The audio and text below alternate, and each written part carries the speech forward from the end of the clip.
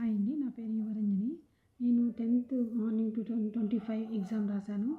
ఆ ఎగ్జామ్‌లో టెట్ ఎగ్జామ్‌లో ఎలాంటి క్వెషన్స్ ఇచ్చారు, బాగా కన్‌ఫ్యూజ్ అయ్యే క్వెషన్స్ ఇచ్చారు అని అవి చూపిద్దామని మీకు వీడియో చేశాను. దీనివల్ల ఇప్పుడు టీజీ వాళ్ళకు కూడా టెట్ ఎగ్జామ్ జరుగుతుంది కాబట్టి వాళ్ళకు కూడా కొంచెం యూజ్ అవుతుంది అని ఈ వీడియో చేస్తున్నాను. ఇక్కడ చూసారా, కేంద్రీయ ప్రవృత్తి మానాలు, చరశీలత మానాలు అని ఇచ్చేసి పక్కన ఆప్షన్స్ ఇచ్చారు. కింద మళ్ళీ ఏమి ఇచ్చారు, 1 ఏబి 2 సిడి ఇలా ఇచ్చారు. ఇలాంటి క్వెషన్స్ చూసినప్పుడు నేను చాలా కన్ఫ్యూజ్ అయిపోయాను. మామూలుగానే నేను చాలా తక్కువగా చదువుతాను. ఒక హాఫ్ అన్ అవర్, ఒక రోజులో ఒక హాఫ్ అన్ అవర్ చదువుతాను. ఇంకా ఇలాంటి క్వెషన్స్ ఇచ్చినప్పుడు ఇంకా కన్ఫ్యూజ్ అయిపోయాను. చాలా వరకు నాకు చాలా తక్కువ మార్కులు వచ్చాయి. ఇంకా ఇలాంటి క్వెషన్స్ ఇంకా కొన్ని ఒక 2-3 ఇచ్చారు.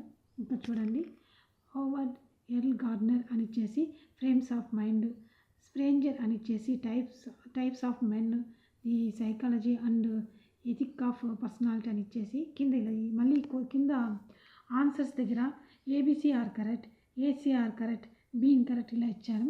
ఇలా ఇచ్చినప్పుడు ఆ క్వశ్చన్స్ చదివే లోపల నా మైండ్ చాలా కన్ఫ్యూజ్ అయిపోతుంది.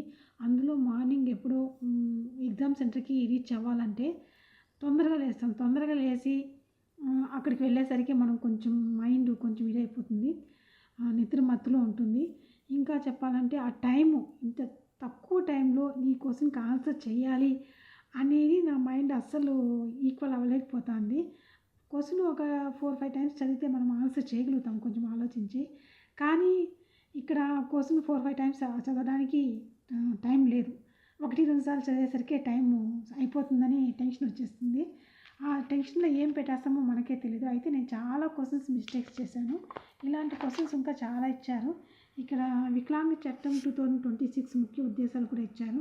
కింద ఏబి కరెక్ట్, బి ఇలాంటి క్వశ్చన్స్, కన్ఫ్యూజన్ క్వశ్చన్స్ ఎక్కువ ఇస్తున్నారు. కొంచెం చూసుకొని